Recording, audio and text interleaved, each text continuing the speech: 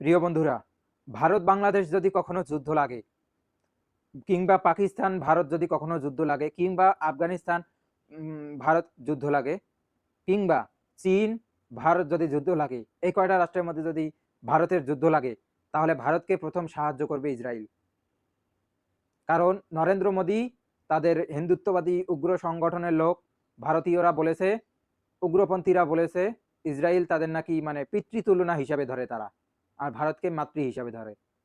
এবং মণিপুরের অনেক ছোট ছোট ক্ষুদ্র নিগোষ্ঠীর লোকেরা তারা বলতেছে তাদের বংশধর নাকি ইসরায়েলিরা, আর ইসরায়েলকে বর্তমান তারা সাপোর্ট করতেছে। আর এই যুদ্ধ যদি লাগে, ইসরায়েল এই কারণে প্রথমে এই ভারতবর্ষকে সাহায্য করবে। আর ভারতকে সাহায্য করলে বুঝতেই পারতেছেন কিরকম একটা এশিয়ার মধ্যে কিরকম একটা সৃষ্টি, বড় যুদ্ধ একটা তৈরি হওয়ার আশঙ্কা রয়েছে। আর তারা মুসলিম নিধনে ব্যতিব্যস্ত হয়ে পড়েছে। আজকে হয়তো আপনার ধরেন কোরবানি করা বন্ধ করে দিয়েছে, হয়তো তারা বিপাকে পড়েছে যে কোরবানি করা বন্ধ, গো হত্যা করা বন্ধ, কোরবানি করা বন্ধ না, গো হত্যা করা বন্ধ, তারা বলেছে। এবং মুসলিমরা বলেছে যে আমরা গো হত্যা করবো না, ভারতীয় আইনকে স্যালুট করব। আলিমুলামা বলেছে, ইমাম সাহেব বলেছে, মুসলিমরা। তো এই কাহিনীর এই ঘটনার প্রেক্ষিতে ওই হিন্দুরাই সমস্যার মধ্যে পড়ে গেছে। তাদের গরিব যে সংখ্যাগরিষ্ঠ গরিব যে হিন্দুরা আছে তারা পড়ে গেছে। তারা গরুর বিজনেস করতে পারতেছে না। অনেকজনের ঋণ নিয়ে খামার দিছে, গরুর খামার দিছে, সেই খামারের ঋণ শোধ করতে পারতেছে না। এই সৃষ্টি এরকম সমস্যা তৈরি হয়েছে। তো এটা কোনো ফ্যাক্ট না, এটা দুই একদিন গেলেই অটোমেটিক মিটে যাবে। এরা গরু খাওয়াই হোক, আর সরকার থেকে টাকা দেওয়াই হোক আর না দেওয়াই হোক, কিছুদিন পর এটা ডাবে যাবে। তার পরবর্তীতে মুসলিম নিধনের যে তারা উঠে পড়ে লেগেছে, তারা বোরকা কিছুদিন পর বোরকা পড়তে দিবে না। এখন বলতেছে মাইকে আজান দেওয়া যাবে না, উগ্রপন্থী হিন্দুরা বলতেছে মোবাইল অ্যালার্ট হবে। তারপরে কিছুদিন পর বলবে নামাজ পড়াই যাবে না, নামাজ পড়াই যাবে না।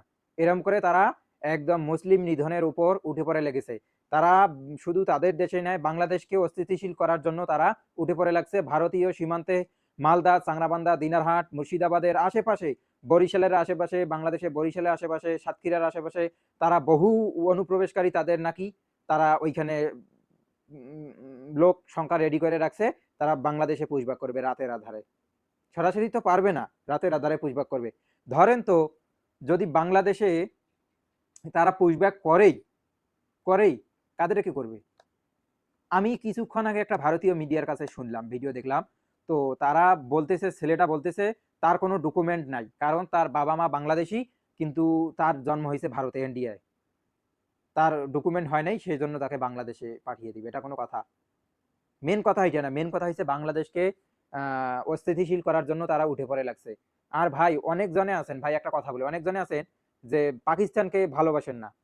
আরে ভাই জাপান, আমেরিকা যদি জাপানকে পারমাণবিক বোমা ফেলে দুইটা বড় বড় শহর ধ্বংস করতে পারে, পয়টা তারা যদি বন্ধুত্ব করতে পারে, তাহলে আমরা কেন পারবো না? পাকিস্তান আমাদের সাথে সবসময় রয়েছে, সবসময় সাহায্য করার জন্য রয়েছে। পাকিস্তান সৃষ্টি না হলে বাংলাদেশ তো সৃষ্টি হইতো না, বোঝা লাগবে ভাই। যারা ভারতের দালাল আছেন একটু ভালো হয়ে যান ভাই। ভারত বাংলাদেশকে চতুর্দিকে ঘেরাও করে রাখছে, এবং তারা বিভিন্ন প্ল্যান করতেছে, বিভিন্ন সমস্যায় বাঙালিদেরকে ফালানোর জন্য বিভিন্ন কায়দা কৌশল করতেছে, কিন্তু পারতেছে না। বাংলাদেশে এক টুকরো ইমানি শক্তি নিয়ে দাঁড়িয়ে আছে এক কোনায় একটি মুসলিম রাষ্ট্র। আর চতুর্দিকে দেখেন সব ওই বেধর্মী রাষ্ট্র। বাংলাদেশের মানুষ, বাঙালি যারা বাংলাদেশে জন্মগ্রহণ করছেন, তারা ভিন দেশি দালালিগিরি বাদ দেন, ভালো হয়ে যান ভাই। কারো দালালি করতেছি না, সত্য কথা বলতেছি, কথা এটাই। ধন্যবাদ। ভিডিওটি ভালো লাগলে শেয়ার করে ছড়িয়ে দিন।